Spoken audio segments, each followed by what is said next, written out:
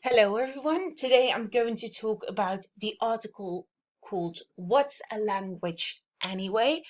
The article discusses the difference between a language and a dialect. I am going to talk about the reliability of the article, the actual difference between a language and a dialect, and of course, my conclusion. The article comes from the website of a magazine called Atlantic. The magazine has had a reliable reputation for over 160 years, and it mainly discusses foreign affairs, politics, economy, and cultural trends. It also has a target audience of serious readers. The article has been written by John McWhorter. He's an American academic and linguist who teaches at Columbia University. These two factors make the article very reliable to me. Now, I'm going to talk about the difference between language and dialect. The difference is not as easy as you might think. Actually, there is no objective difference between the two. The only difference between them is political and social. History and especially culture have played a big part in the formation of the terms dialect and language. Language is a collection of dialects where speakers of different dialects within the same language can all understand each other. This gives us no clear distinction between language and a dialect. But McWhorter gives us 4 reasons why a clear distinction can't be made at all.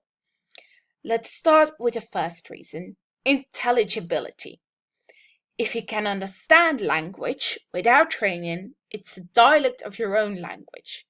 If you can't understand, it's a different language. But there are many examples of languages that can understand each other and communicate with each other while they are still different languages. The best known example is situated in Scandinavia. A Dane can easily understand Swedish and Norwegian without taking lessons. You might even think that they are dialects of the same language, but they are still treated as separate languages. Then again, there are locally dialects that you might think are different languages.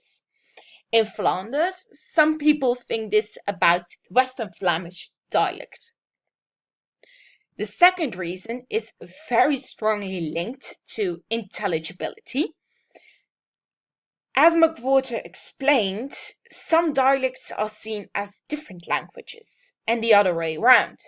It makes it very hard and nearly impossible to say where a language leaves off and another one begins.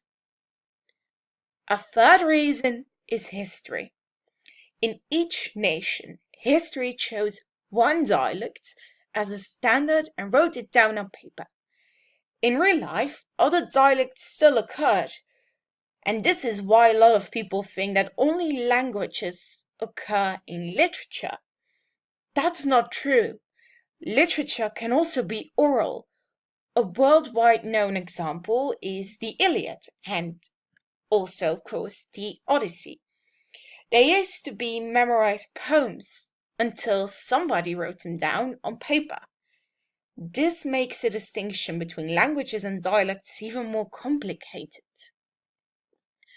A last reason McWhorter has given us is the fact that dialect is equal to language. As often as not, obscure, unwritten dialects are grammatically much more complicated than familiar languages. But out of all this, I can make a conclusion. I can conclude that there is no real difference between languages and dialects. You could actually even say that there isn't any language, but just only dialects. All of this shows us how complicated and interesting human speech can be.